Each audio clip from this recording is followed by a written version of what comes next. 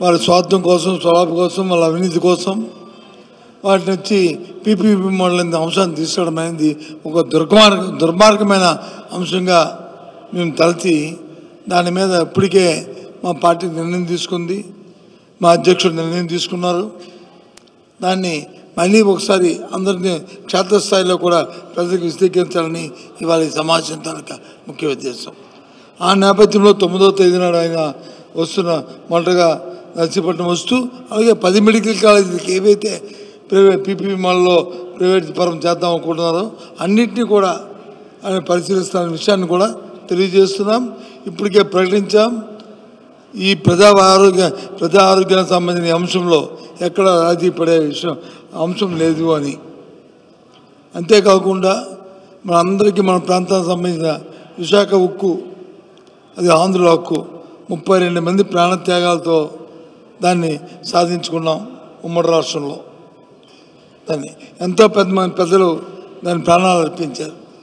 అలాంటి దాన్ని ఇవాళ ఎన్డీఏ ప్రభుత్వం ఇక్కడ ఉండి, కేంద్రంలో ఉండి కూడా ఒక ఆలోచన చేస్తూ వాళ్ళ మాటల్లోకి చేతలకి ఎక్కడ తావలేదు, ఎక్కడ పొంతం లేదు.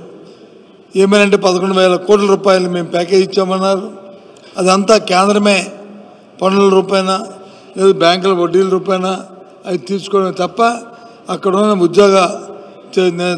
డే టు డే యాక్టివిటీ చేస్తున్న ఉద్యోగులకు ఏ విధమైన సౌకర్యం కల్పించకుండా వాళ్ళు రిటైర్మెంట్ చేసుకుంటూ ఆ ఫ్యాక్టరీని మూసే దిశగా 32 డిపార్ట్మెంట్ల నుంచి ఇప్పటికే ప్రైవేటిజం చేయడము ఒక దుర్మార్గమైన చర్యని దాన్ని కూడా మేము ఆలోచన చేస్తూ, అంతేకాకుండా మొన్నటి రోజున శాసనమండలిలో తీర్మానం పెడితే ఏదైతే ఇంతకుముందు వైసీపీ ప్రభుత్వం జగన్మోహన్ రెడ్డి నాయకత్వంలో ముఖ్యమంత్రిగా ఉంటూ తీర్మానం పెట్టామో, ఏదైతే ప్రైవేటీకరణని వ్యతిరేకిస్తూ దాన్ని పెట్టమంటే దానికి వచ్చి పూర్తిగా ఎన్డీఏలో ఉన్న భాగస్వామ్య పక్షాలు 3, తెలుగుదేశం కానీ బీజేపీ కానీ లేదు జనసేన కానీ 3 కూడా వ్యతిరేకించడమే కాకుండా ఆ తీర్మానానికి వాళ్ళు వ్యతిరేకంగా ఉన్న విషయాన్ని కూడా తెలియజేస్తాం.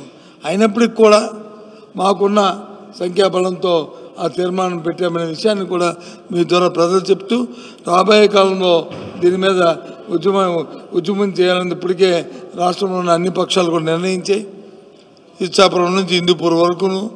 ఆ నేపథ్యంలో ఈ విషయాన్ని కూడా ఈ సమావేశంలో మరి దాన్ని చర్చలు జరిగిన విషయాన్ని కూడా మీ ద్వారా తెలియజేస్తున్నాం.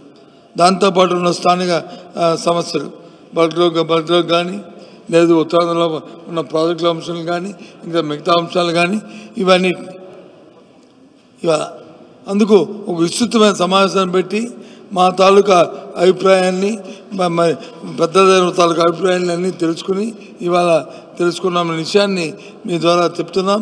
తప్పకుండా మాది ఒకటే మా ఎజెండా, ప్రజా సంక్షేమం ఎజెండా, మా ప్రాంత అభివృద్ధే మా ఎజెండా.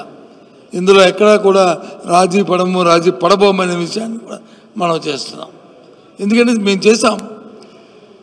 ఏదైతే ప్రజలకు సంబంధించిన అంశాలు 2 అంశాలు ఉన్నాయో, విద్యా, వైద్యం, ఈ ఉత్తరాంధ్ర ప్రాంతంలో ఏదైనా అభివృద్ధి చేశామంటే, ఏ ప్రభుత్వ రంగ సంస్థ కట్టామంటే, ఒక స్కూల్ కట్టినా, ఒక బడి కట్టినా, లేదు ఒక హాస్పిటల్ కట్టినా అది స్వర్గీయ రాజశేఖర రెడ్డి హయాంము లేకపోతే జగన్మోహన్ రెడ్డి గారి హయాము తప్ప ఇంకేవరి హయాంలో కూడా ఇది జరగలేదనే అంశాన్ని మళ్ళీ మేము మీ ద్వారా ఈ ప్రధానికి చెప్తాం. అందుకు వాటిని కాపాడుకోవడమే మా ధ్యేయం.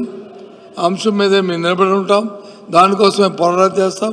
అందుకే ఇవాళ సమావేశంలో ముఖ్య ఉద్దేశం తీసుకున్నాం. తదుపరి మా పార్టీకి సంబంధించిన సంస్థాగతమైన అంశాలు, పార్టీ పరిస్థితికి అంశాలు కూడా మేము చర్చలు జరిగిన విషయాన్ని కూడా మీకు తెలియజేస్తాం. త్వరలోనే వీటి మీద విధి విధానాలు మరి పెట్టి కార్యాచరణ రూపొందించి ఆ కార్యాచరణతో మళ్ళీ మేము ముందుకు వస్తామనే విషయాన్ని కూడా తెలియజేస్తున్నాం.